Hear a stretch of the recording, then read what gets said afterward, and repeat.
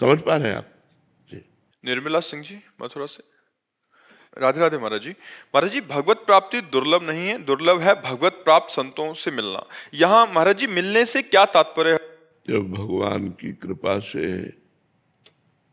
कोई भगवत साक्षात्कार किए हुए महापुरुष मिलता है तो उसके वचनों के प्रभाव से हमें ये पता चलता है कि हमारे मानव जीवन का परम लक्ष्य भगवत प्राप्ति है, ना कि भोग संग्रह, ना कि ऐश्वर्य मान प्रतिष्ठा यश कीर्ति।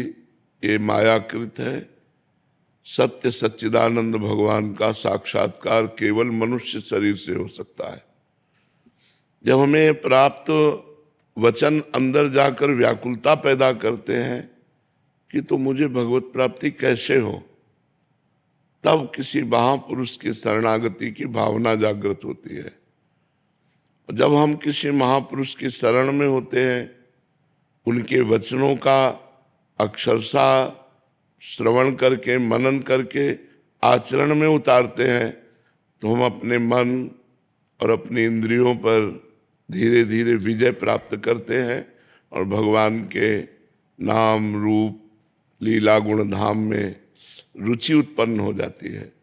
जैसे जैसे हमारा मन संसार की राग द्वेष वृत्तियों से विलग होकर शरीर संबंधियों की ममता से रहित होकर भोग प्रवृत्तियों का त्याग कर भगवान में लगता है, तो व्याकुलता पैदा होती। कैसे मिलेंगे भगवान, कब मिलेंगे भगवान?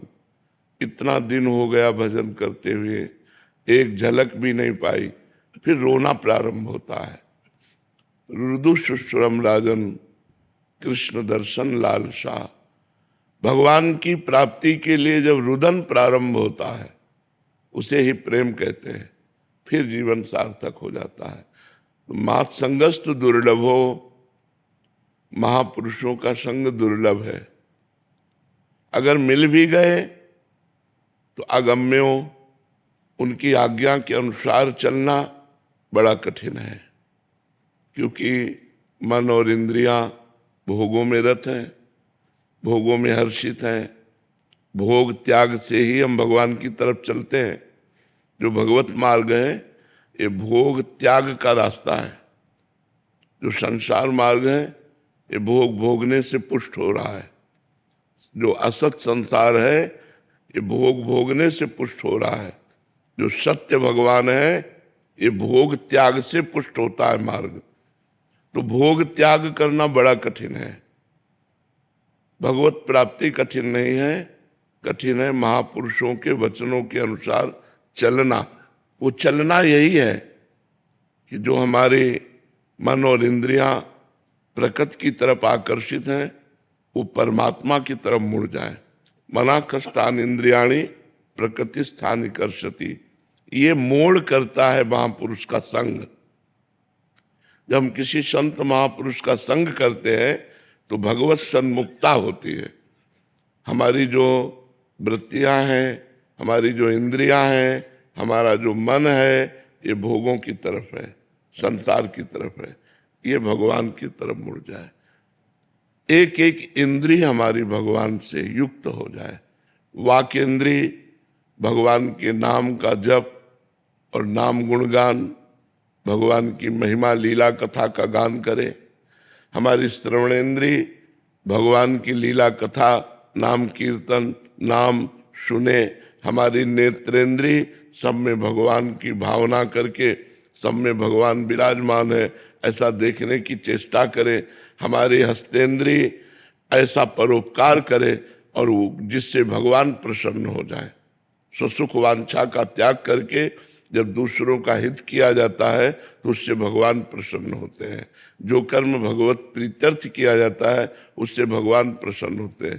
पैरों से परिक्रमा लगाई जाए, तीर्थ यात्रा की जाए, ऐसे हम एक एक इंद्रिय को भगवान में जब जोड़ देते हैं तो इंद्रियां पवित्र हो जाती है। और पवित्र इंद्रियां और पवित्र मन परम पवित्र भगवान में लग जाते हैं। जब भगवान में लग जाते हैं तो भगवत प्रेम प्रकट होता है और प्रेम से ही भगवान का प्रादुर्भाव होता है, फिर भगवत साक्षात्कार हो जाता है। इसलिए महापुरुषों का संग जो हमें मन इंद्रियों को संसार की सन्मुखता से हटाकर भगवान के सन्मुख कर सके, ऐसे संतों का संग, क्योंकि हम स्वयं नहीं कर पाएंगे। हम जितना प्रयास करेंगे, जैसे दलदल में फंसा हुआ व्यक्ति है तो जितना प्रयास करेगा और धंसता चला जाएगा, ऐसे ही माया में फंसा हुआ व्यक्ति स्वयं अगर प्रयास करे तो और मन बलवान हो जाता है भोगों की तरफ। लेकिन जब किसी महापुरुष का आश्रय लेते हैं तो उनके भजन के बल से हमारा मन धीरे धीरे भगवान में लगने लगता है। इसलिए प्रायः संतों ने यही कहा, भगवत प्राप्ति दुर्लभ नहीं है, संतों का संग मिलना दुर्लभ है, क्योंकि संतों का संग मिल गया तो संसार का राग हट जाएगा। बड़े भाग पाइब सत्संगा और बिनहि प्रयास होए भवभंगा। आपको ज्यादा प्रयास नहीं करना पड़ेगा, संत कृपा से, उनकी महिमा से, उनके आशीर्वाद से हमारा मन प्रभु की तरफ लग जाएगा। जी, जैसे आप हमें मिले हैं ऐसे यूट्यूब के माध्यम से 1.5-2 साल से आपसे जुड़े हुए हैं, जे श्री जी की कृपा ही समझे कि पहले कभी आपके दर्शन नहीं हुए थे मुझे। वैसे किसी भी संत से जुड़ना भगवान की कृपा ही होती है। अब मैं भाव भरोस हनुमंता, बिनु हरि कृपा मिले नहीं संता। जब भगवान कृपा करते हैं, जब द्रवहि दीन दयालु राघो तो साधु संगति पाइए। जब भगवान जिस जीव पर द्रवित होते हैं, कृपा करते हैं, तो संतों का समागम दे देते हैं। कोई भी संत हो जो भगवान की चरण शरण लेके चलता है, उसके प्रताप से, क्योंकि संत निमित्त मात्र होते हैं, करने वाले तो भगवान होते हैं। अब जैसे हमारे द्वारा किसी का मंगल हुआ तो निमित्त बना ये शरीर, लेकिन करने वाले मंगल मंगल भवन प्रभु हैं। करें करावें आप सब जने बढ़ाई दें। वे अपने दासों को आगे कर देते हैं और पीछे से सारा काम भक्तों का आप बनाते हैं। करने वाले भगवान ही हैं। तो भगवान की कृपा से संत समागम मिलता है और संतों की कृपा से भगवान की कृपा का परिचय मिलता है। अगर संत न मिले तो हम पर भगवान की कृपा है ऐसा परिचय नहीं मिल पाएगा। तभी विभीषण जी ने कहा अब मुझे भरोसा हो गया। हनुमान जी जब मिले तब कहा अब मुझे भरोसा हो गया कि भगवान ने मुझे स्वीकार कर लिया है, क्योंकि भगवान की कृपा के बिना आप जैसे महापुरुषों का समागम नहीं होता। बिनु हरि कृपा मिले नहीं सकता। भरत शरण जी महाराज, जय सीताराम महाराज जी, आपके चरणों में कोटि कोटि प्रणाम। महाराज जी, कोई भी संकल्प मन में करते हैं, कुछ दिन चलता है, फिर उसमें विक्षेप आ जाता है। महाराज जी ऐसा क्यों होता है? देखो, जीव का कितना संकल्प तो ईश्वर का है। हमको प्रयास करना है और कुसंग से बचना है। जब हमारा प्रयास निष्फल होता है, उसका कारण होता है गंदी आदत, धर्म विरुद्ध आचरण, धर्म विरुद्ध देखना, सुनना, बोलना, खाना, पीना, करना। इनको आप देख लो। कोई भी नियम जब लिया जाता है वो तभी टूटता है, उत्साह तभी नष्ट होता है जब हम धर्म विरुद्ध आचरण करते हैं। धर्म विरुद्ध आचरण देखना भी है, मोबाइल से सीरियल देखना, गलत बातें देखना, तो हमारा मन निरुत्साहित हो जाएगा भगवान की तरफ से। हमारी एक एक चेष्टा बहुत सावधानी से होनी चाहिए। उसी को तो साधना कहते हैं, सावधानी को ही तो साधना कहते हैं। हमारी एक एक चेष्टा सावधानी पूर्वक हो तो हम कह रहे हैं नियम सहज में पार हो जाएगा।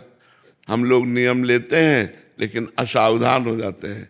खान पान, देखना, सुनना, बोलना और भी व्यवहार जहाँ असावधान हुए तो परम पवित्र नियम में निरुत्साह पैदा हो जाएगा। जहाँ निरुत्साहित हुए वो टूट जाएगा। जब टूट जाएगा तो मन फिर भगवान की प्रमाद है जी, जो अपन नहीं कर पा रहे हैं। 2-4 दिन चला, उसके बाद वो विक्षेप हो गया जी, इसको अपना प्रमाद कहेंगे। जी, जी। अपने आलस। हाँ, प्रमाद का सही अर्थ है जो करना चाहिए उसमें अरुचि हो जाना और जो ना करना चाहिए उसमें रुचि हो जाना। जो प्रमाद का सही अर्थ है वो है जो ना करना चाहिए उसमें रुचि हो जाना, और जो करना चाहिए उसमें अरुचि हो जाना। तो वही बात, एक एक हमारी चेष्टा सावधानी पूर्वक हो तो फिर हमारा परमार्थ का नियम पूरा हो जाए। जब हम प्रमाद करने लगते मनमानी आचरण, तो फिर नियम कैसे पूरे होंगे? नियम के लिए तो बहुत सावधानी की जरूरत है। विजय सिंह जी। राधे राधे राधे महाराज जी। महाराज जी, अहंकार और आत्मसम्मान में क्या अंतर है? उसे आत्मसम्मान तो कोई जानता ही नहीं, कोई आत्मज्ञानी ही जानता है, क्योंकि आत्मसम्मान में कोई द्वंद्व नहीं है। द्वंद्व का मतलब होता है मान अपमान, निंदा स्तुति, लाभ हानि, दुख सुख, ये सब देहाभिमान में है, आत्मसम्मान में नहीं। जो देहाभिमान है इसी को ठेस पहुंचता है अपमान होने पर, आत्मा को कभी नहीं। जिसे आत्मसम्मान का तात्पर्य होता है संपूर्ण विश्व को अपनी आत्मा के रूप में देखना, ये आत्मसम्मान है।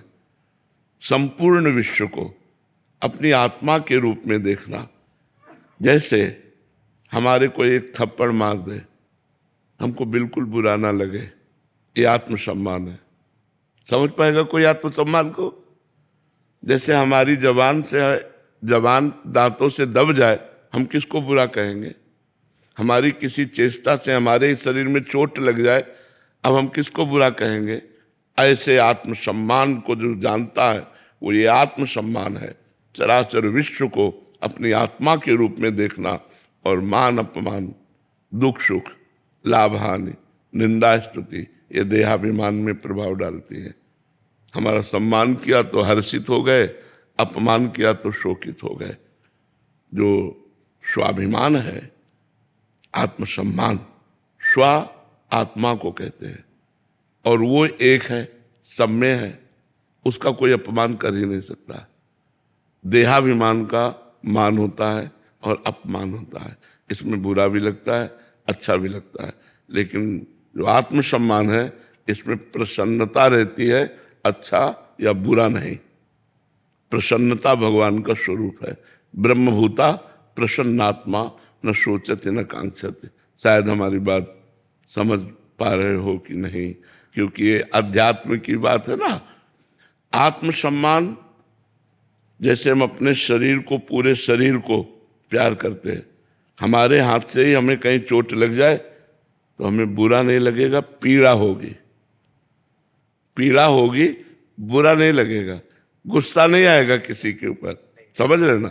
ऐसे आप हमें मारे, पीड़ा होगी पर बुरा नहीं लगेगा, और आपके प्रति हमारे हृदय में कोई द्वेष नहीं होगा।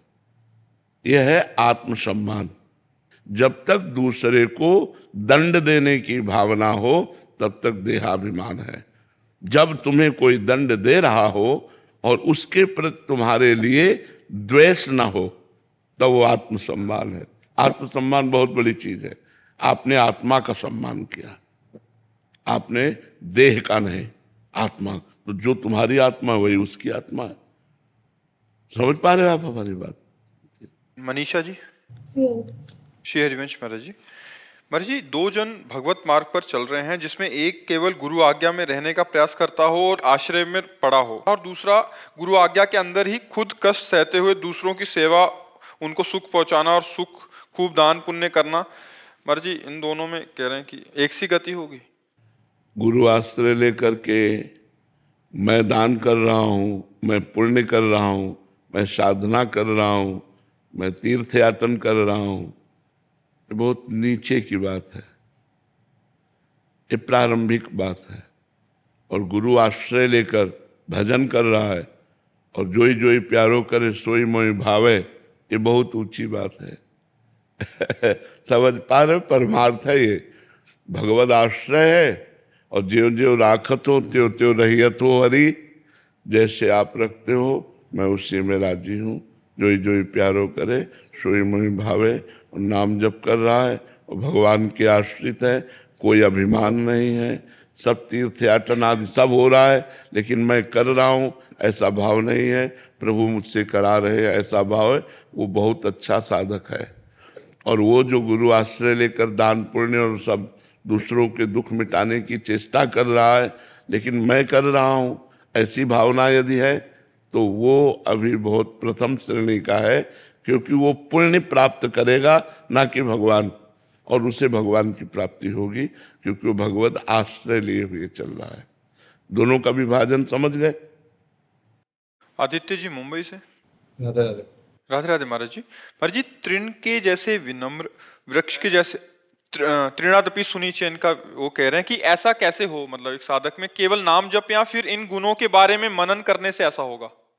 नहीं, जब नाम जप करोगे और संतों का संग करोगे और नमन भक्ति धारण करोगे, तब तृणादपि सुनिचेन होगा। नमन भक्ति। अब जैसे हमारे पास जो आता है, तो शरीर में सामर्थ्य नहीं, लेकिन हमारे मन में आता है हम सबका चरणामृत उतारे, सबकी आरती करें, सबकी पूजा करें। क्यों? मेरे भगवान इस रूप में आए हैं, मैं अपने भगवान की आराधना करूं। ऐसा भाव आता है हमारी दृष्टि में, हमारे स्वामी पधारे, हमारे प्रभु पधारे। तो नमन भक्ति तृणादपि सुनिचेन, तृण से अपने को नीच तभी आएगा जब नमन भक्ति हमारे अंदर आएगी। सब में भगवान को देखकर प्रणाम करना, सबके चरणों की तरफ झुकना, सबसे छोटा अपने को समझना, और इतना छोटा समझना कि तृण से भी अपने को नीच मानना। तृण चरणों के नीचे रहता है, अपने को उससे भी नीच मानना। क्या भगवान को जीत ले ऐसा भक्त, जो तृणादपि सुनिचेन भक्त है ना, वो भगवान को जीत ले, अजित को जीत ले। बस इतना शुरू कर ले नमन करना। सब में भगवान को सिय राम में सब जग जानी, करो प्रणाम जोरी जुग पानी। सब में, और सब में मेरे भगवान है, ये पक्की बात है। जड़ चैतन्य सब में भगवान है, और हम भगवान के दास हैं, तो हमारा काम जड़ चैतन्य सबको प्रणाम करना। नमन भक्ति के द्वारा सबको नमस्कार करने की प्रवृत्ति, इससे देहाभिमान नष्ट हो जाता है। नमन भक्ति के द्वारा भगवान नाम गुण कीर्तन महिमा का गान करने के प्रभाव से जब हृदय द्रवित होता है और आंसुओं की धार बहने लगती है, तब हृदय निर्मल होता है, तो फिर वो दैन्य हो जाता है। मलिन हृदय अहंकार युक्त होता है, निर्मल हृदय में दैन्यता होती है। तो अपने को चाहिए सबके चरणों में झुकना, किसी की निंदा ना करे, किसी की निंदा ना सुने। अगर निंदा करेगा और निंदा सुनेगा तो भाव नहीं बन पाएगा। फिर अगर पूरी सृष्टि में एक भी व्यक्ति से द्वेष है तो भगवत प्राप्ति नहीं होगी। अजात शत्रु होना चाहिए भक्त को। पूरी सृष्टि में एक भी व्यक्ति ऐसा ना हो जिसके प्रति, भक्त के हृदय में उसके प्रति द्वेष हो। उससे लाखों द्वेष करे, कोई फर्क नहीं पड़ता, लेकिन भक्त किसी से द्वेष ना करे। अगर वो अद्वेष्टा सर्वभूता नाम मैत्रा करुणयोच, अद्वेष्टा, किसी भी जीव के प्रति दोष दर्शन या द्वेष, वो हमारी भक्ति में कलंक है, वो भगवत प्राप्ति में बाधा है।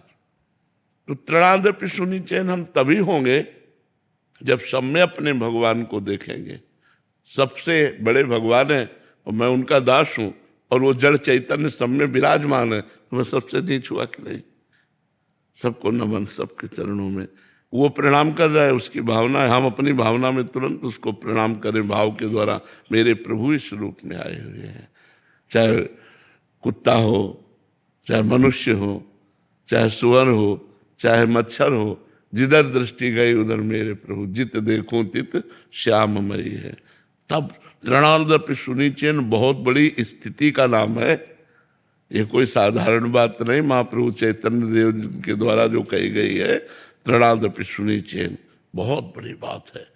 अपने को सबसे नीच मानना, सबसे छोटा मानना, सब में भगवान को देखना, भगवत कथा गुणानुवाद सुनते रहना, हृदय द्रवित होना, तब ये बात बनती। तरोरियु सह सुनना, वृक्ष के समान सहनशील, अमानिना, मान रहित होकर मान देना, दूसरों को मान देना, सभी मान प्रद, आप अमानी, अमानी रहकर दूसरों को मान देना, अमानिना, मान देना, कीर्तनिया सदा हरि। ऐसा बन करके जो कीर्तन करता है उसे भगवान श्री कृष्ण की प्राप्ति हो जाती है।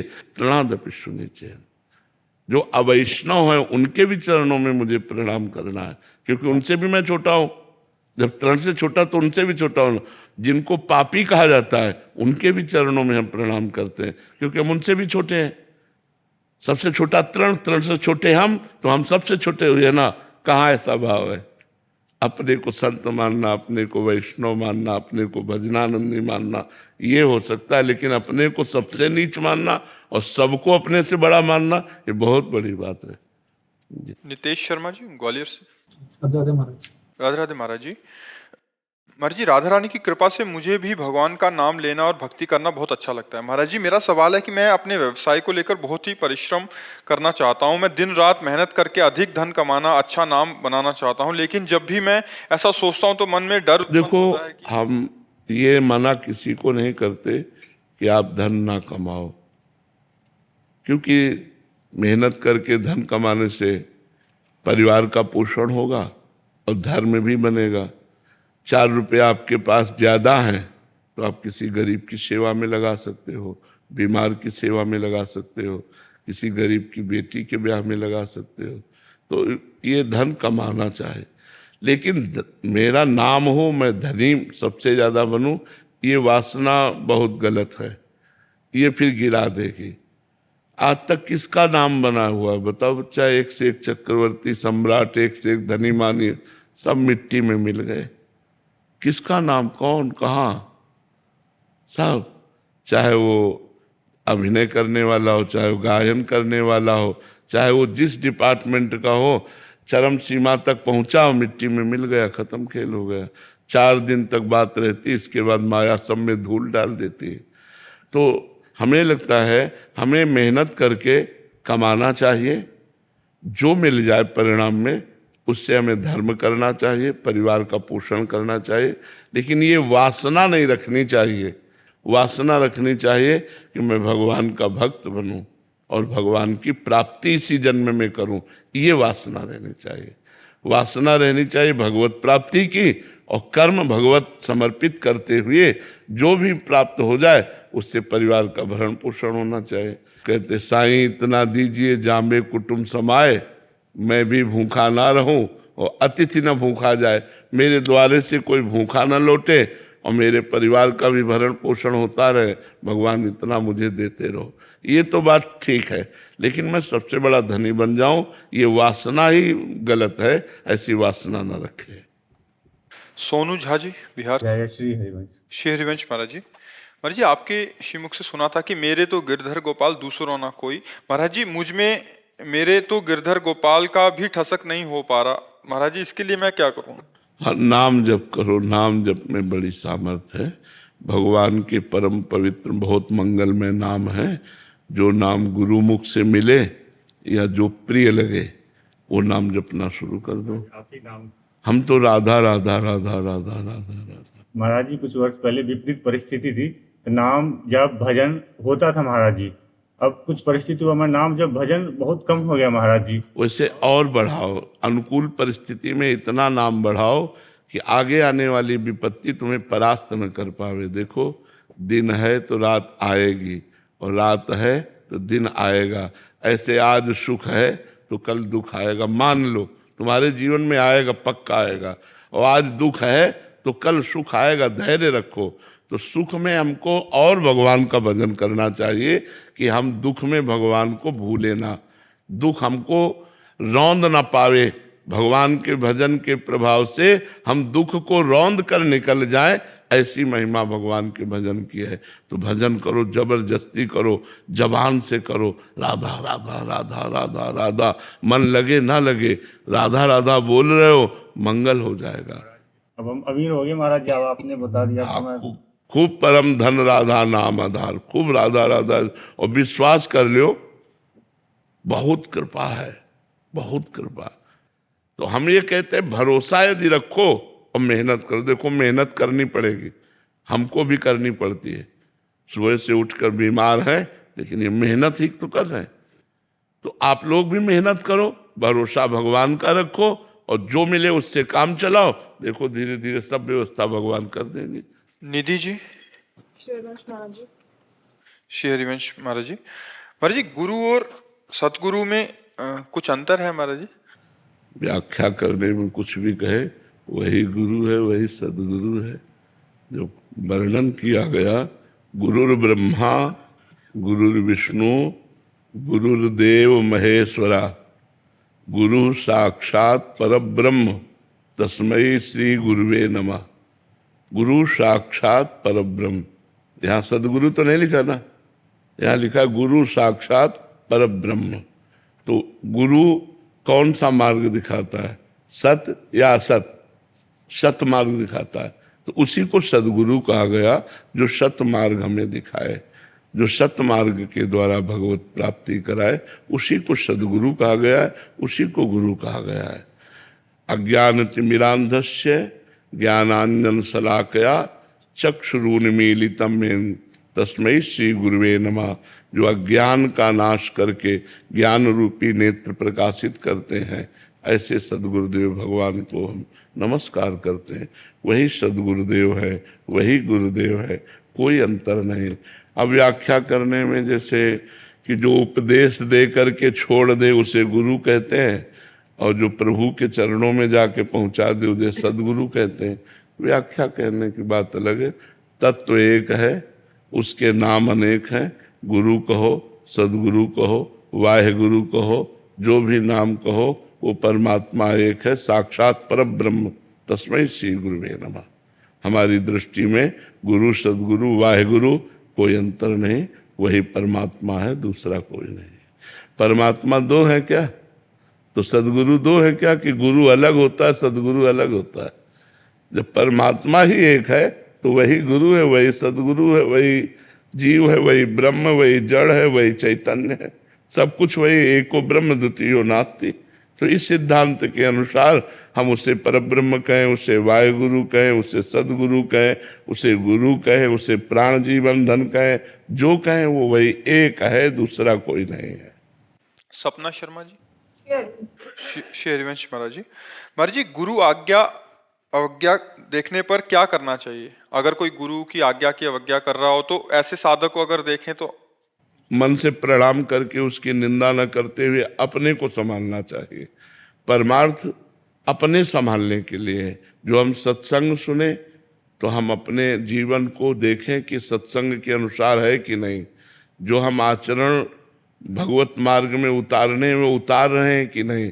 अगर हम दूसरे को देखेंगे तो किसी में गुण दृष्टि देखेंगे, किसी में दोष दृष्टि देखेंगे। तो सुनहु तात मायाकृत गुण और दोष अनेक, गुणया उभय न देखी, देखी सो अविवेक। किसी में गुण देखना, किसी में दोष देखना, ये अविवेक है, ये विवेक नहीं। विवेक तो ये है कि सब में प्रभु को देखो, गुण दोष मत देखो, अपने दोषों को देखो, अपने को बचाओ, अपने को परमार्थ में चलाओ। दूसरा साधक गुरु अवज्ञा करता है, उसको भी प्रणाम, हम उसकी भी निंदा नहीं करेंगे। अपने को गुरु अवज्ञा नहीं करनी तो हम परमार्थ में भगवान को प्राप्त कर लेंगे। दीक्षांत कुमार जी, बिहार से। राधे महाराज जी, दंडवत प्रणाम। गुरु जी, शरीर अध्ययन करता है और आपके मुख से सुना है कि अध्ययन ही शास्त्र की पूजा है। ऐसे में अध्ययन कर रहे विद्यार्थी जो अपने दिनचर्या में कितना नाम जप करना चाहिए महाराज जी? जितना समय खाली मिल जाए, खाली समय में, जैसे आप स्वाध्याय कर रहे हैं तो वो भी भगवान की आराधना ही है। आधुनिक विद्या भी भगवान की भक्ति की तरफ हमको ले जाने में सहयोग देती है। देखो, अगर हम ककाहरा ना पढ़े होते, मात्रा ना पढ़े होते, तो हम शास्त्र ना पढ़े होते, शास्त्र ना पढ़े होते तो आज आपके प्रश्नों का उत्तर ना दे पाते। तो आधुनिक विद्या सहयोग दे रही है कि नहीं दे रही? तो वो विद्या भी भगवान का स्वरूप है। तो जितनी देर हम पढ़ाई पढ़ें उतनी देर तो बात अलग है कि एकाग्रता पूर्वक हमें अध्ययन करना है। शेष समय में जब हम मनोरंजन करते हैं, जब हम खाली समय होते हैं, उस समय हमें राधा राधा नाम जपना चाहिए। मनीष यादव जी, बिहार से। श्री हरिवंश। श्री हरिवंश महाराज जी। महाराज जी, मेरे अंदर एक उत्सुकता बनी हुई है कि कोई निकुंज की चर्चाएं सुनाए। मेरे अंदर एक प्रबल जिज्ञासा बनी हुई है कि श्री जी कैसी होंगी, उनकी सहचर्याएं कैसी होंगी, क्या सभी सखियों की अलग अलग सेवाएं निर्धारित होंगी या सबको संपूर्ण सेवा का अधिकार होगा? महाराज जी, श्री जी अपनी सखियों को किस भाषा में बात करती होंगी? अब ये सब तो प्रवचन का विषय नहीं है, चूंकि ये हमारी उपासना का विषय है, हम उसी उपासना में हैं। तो वो अधिकार के अनुसार होता है, उसकी ऐसे चर्चा नहीं होती जैसे ऐसे चर्चा हो रही है। इसलिए नाम जप करो और शरणागत मंत्र जप करो, चतुरासी जी का पाठ करो, और समय मिले तो 42 लीला का पाठ करो। इसी से आपको आगे अधिकार प्राप्त हो जाएगा। ये चर्चा अधिकार के अनुसार होती है। ऐसे हम कभी सहचरी भाव की चर्चा नहीं करते। श्री जी की चर्चा कोई छेड़ दे तो बस थोड़ा रूप माधुरी का वर्णन करके चुप हो जाते हैं, क्योंकि वो हमारा आहार है। वो विषय जब उस अधिकार को प्राप्त होता है तब सहचरी भाव बहुत दूर है। अभी नाम जप करो, वाणी पर नाम वाणी में लगो, खूब भजन करो, तब आगे बात बनती है। ये बहुत गुप्त विषय है। महाराज जी क्या हमें भी बुलाएंगी कभी? अगर बुलाया ना होता तो वृंदावन कैसे आ जाते? बुलाया ना होता तो तुम हमारे सामने कैसे बैठे होते? श्री जी ने ही तो बस श्री राधिका कृपा बिन सबके मनन अगम्य, प्रथम यथामति प्रणव श्री वृंदावन अति रम्य। आप महारानी जी के घर आए तो बिना बुलाए थोड़ी आ गए। यहाँ ऐसे नहीं आया जाता। जब श्री किशोरी जी कृपा करती हैं तब आया जाता है। तो कहीं ना कहीं उनकी कृपा हमारे ऊपर है, पर हम उनकी कृपा के लायक अभी नहीं है। जी महाराज जी, वही लगता है अपनी तरफ ना मैं बहुत फिसड्डी स्वभाव का। हाँ, तो हमको चाहिए कि नाम वाणी में हम अपने मन को और लगाएं, खूब नाम वाणी में मन को लगाएं, तो हमको कृपा का अनुभव होने लगेगा। जब ये अनुभव होगा कि हमारे ऊपर लाडली जी की बहुत कृपा है, तो धीरे धीरे हम लाडली जी तक पहुंच सकते हैं। यहाँ कृपा से पहुंचा जाता है। कृपा ही यहाँ का वो लिफ्ट है जो श्री जी तक पहुंचाती है? लिफ्ट में से कोई उतारेगा नहीं फिर? नहीं, ये लिफ्ट ऐसी है, इसमें अवगुण करे समुद्र सब गणत न अपनो जान, राई के संभजन को मानत मेरु समान। कृपा रूपी लिफ्ट में जो बैठ गया वो पार हो गया, और चाहे जितना अवगुणी हो। फिर इष्ट देव ये नहीं देखते। हमारे इष्ट देव जो श्यामा जी हैं, अवगुण करे समुद्र सम, समुद्र के समान अपराध बन जाए तो भी मानती नहीं है, और राई के समान सेवा भजन बन जाए तो उसे सुमेरु के समान मानती है। ऐसा उनका करुणामय स्वभाव है। ऋषिकेश जी, महाराज जी, हम अक्सर कहते हैं कि हमारा गोल बहुत बड़ा, उद्देश्य बहुत बड़ा होना चाहिए, लक्ष्य बहुत बड़ा होना चाहिए, बट जब वो लक्ष्य पूरा नहीं होता तो फिर हम डिप्रेशन में चले जाते हैं। महाराज जी, ऐसे में मार्गदर्शन करें। संसारिक लक्ष्य बिना भगवान के भजन से, बिना तपस्या से ये पूर्ण नहीं होते। केवल मेहनत से अरबपति नहीं बनोगे, उसमें तुम्हारा पुण्य भी साथ लगना चाहिए, उसमें तुम्हारी तपस्या भी होनी चाहिए, उसमें तुम्हारा साधन भी होना चाहिए। केवल आधुनिक साधन से तुम नहीं। जो आज बने हैं इनके पूर्व के पुण्य लगे हैं, जहाँ पुण्य क्षीण हो गए तो धराशायी हो जाएंगे। ये स्थायी नहीं है। तो अगर लौकिक कोई उन्नति चाहनी है तो अनुष्ठान करो, पाठ करो, भजन करो, व्रत रहो, तीर्थयाटन करो, तो उसके फल से आपकी आधुनिक उन्नति होगी। संत सेवा करो, उसके फल से आधुनिक उन्नति होगी। अब लक्ष्य बना लिया बहुत बड़ा, और इसके बाद मेहनत में असफलता मिल रही, क्योंकि आपका प्रारब्ध पाप का लग गया है। पुण्य का जब लगता है तो सफलता मिलती है, तो आप निराश हो जाएंगे, डिप्रेशन में तो पहुंच जाएंगे ही। इसीलिए हम कहते हैं नाम जप करो, खूब नाम जप करो, जो चाहोगे वो प्राप्त हो जाएगा। कोई दुर्लभ बात नहीं है। मनुष्य जीवन है, जब भगवान को हम प्राप्त कर सकते हैं तो वैभव को क्यों नहीं प्राप्त कर सकते। पर हम नाम जप करें, दान पुण्य करें, दूसरों की सेवा करें, परोपकार करें, तब हमारे अंदर वो बल आएगा कि हम आगे सफलता प्राप्त कर सकते हैं। पाप कर्म करोगे, सफलता चाहोगे तो असंभव।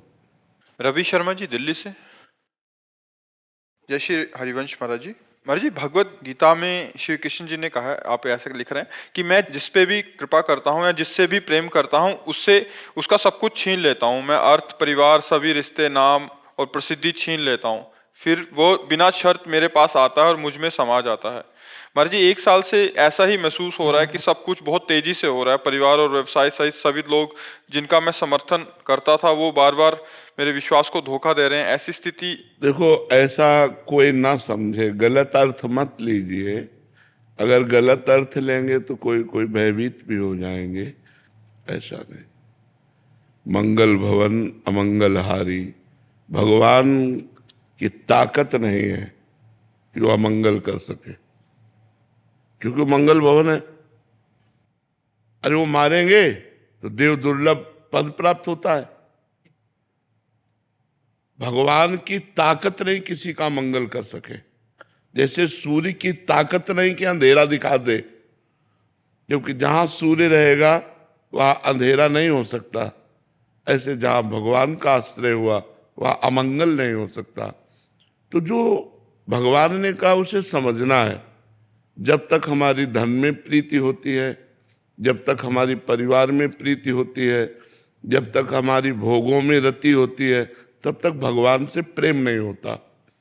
तो भगवान दो प्रकार से वो रति हटाते हैं। अगर विवेकवान है तो भगवान अंदर वैराग्य देकर हटा देते हैं, और अगर विवेक नहीं है तो फिर वो वस्तु ही हटा देते हैं, जिससे उसकी रति हटकर भगवान में पहुंच जाए। ये भगवान की कृपा होती है, ना कि भगवान के द्वारा किया हुआ कोई अमंगल विधान होता है। ऐसा कोई ना समझे। नहीं तो सबसे बड़े महाभक्त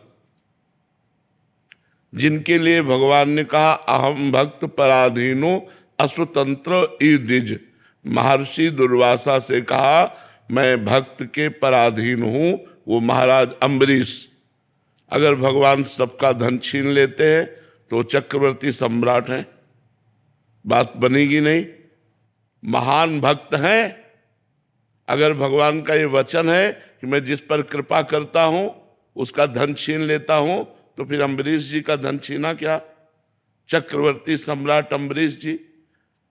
भगवान प्रकट हो रहे हैं स्वयं चक्रवर्ती सम्राट महाराज दशरथ जी के यहाँ। भगवान जब कृपा किए तो सुदामा को सुदामापुरी का निर्माण कर दिया। तो मुझे लगता है हमको समझना होगा इस बात को, कहीं हम उल्टा न समझ ले। तो अगर भगवान की शरणागति से सर्वनाशी होता है तब तो हमारे पास कुछ नहीं होना चाहिए था। अच्छा, पूर्व पाप के प्रभाव से किडनी फेल हुई और भगवान की कृपा का बल देखो कि इस स्थिति में भी हम आपसे बात कर रहे हैं, हम आपसे बैठकर चर्चा कर रहे। क्या आप भगवान की कृपा नहीं कहोगे? तो भगवान की कृपा दुलार करती है कि पीटती है? भगवान की कृपा देती है कि लेती है? हमें इस बात पर देखो, भगवान की कृपा सजाती है या उजाड़ती है? सजाती है। हाँ, सत्य को सजाती है, असत को उजाड़ती है। जो हमारे अंदर असत भावनाएं हैं उनका सर्वनाश कर देती है भगवान की कृपा। तो ये हम ना सोचे, दो प्रकार से कृपा भगवान की तरफ ले जाती है। बहुत अच्छे से समझ लो, जो विवेकवान है उसके अंदर से राग नष्ट करके भगवान की कृपा ले जाती है, और जो विवेकवान नहीं है तो भगवान उसकी उस वस्तु का ही अपहरण कर लेते हैं, क्योंकि नाशवान है, अशाश्वत है, अपने को देना चाहते हैं, वो उधर हेर रहा है तो उसी को हटा दिया, अब हेरो मेरी तरफ। केवल माँ में कम शरणम ब्रज, मेरी केवल शरण में आओ। तो इसमें भगवान की अपार कृपा है, ना कि कोई अमंगल। बहुत बड़ी कृपा भगवान की।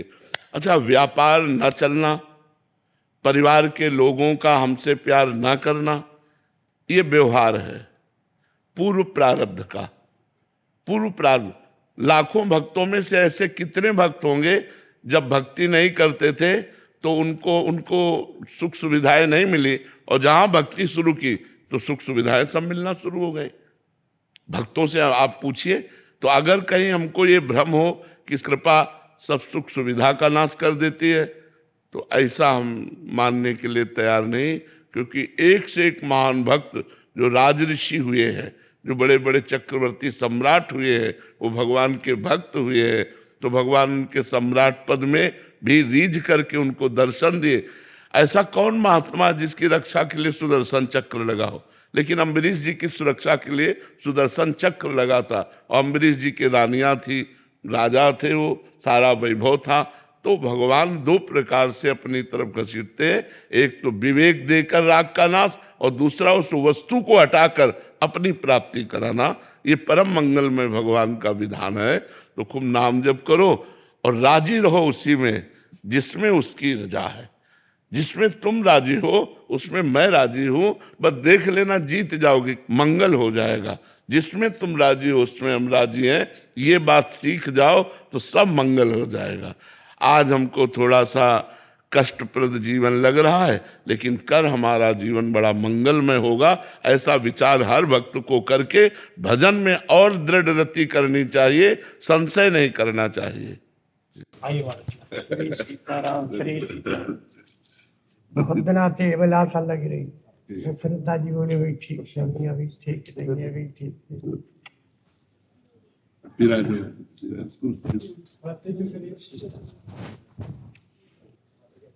बहुत चिंतित रहे हम लोग।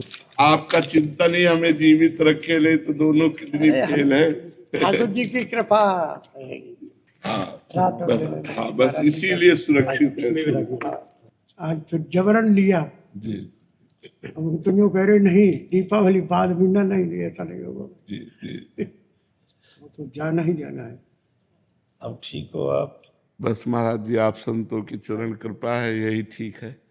संतों की चरण कृपा है। शरीर तो अस्वस्थ है, पर आपकी कृपा से हम स्वस्थ है। अरे आप जैसे संत रहे तो भक्ति का प्रचार प्रसार होता रहेगा।